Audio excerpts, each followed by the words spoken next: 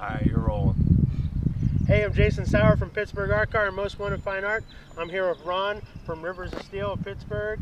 Thanks for having me out here. Anytime. We're at the Carrie Furnace. This is super cool. We're talking about, can we pull off a demolition derby here at the Carrie Furnace in this backdrop? Ron, do you think we got a chance? I think we got a chance. I think it's pretty cool. I think we got an artistic chance that this is going to really happen. The backdrop of the Carrie Furnace is really great. How long has this been here? 1907. 1907? 1907. What did they make here? Iron. Iron. Damn it, they made iron here. They made I'm iron sorry, let me here. say it right. Iron. They made Iron. They here, made yeah. iron. That's pretty cool.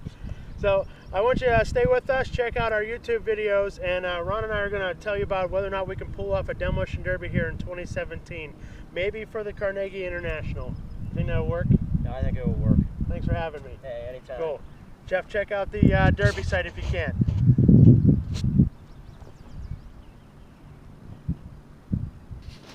It's not pausing for me. All right, well, show them the derby back, where the derby cars will be.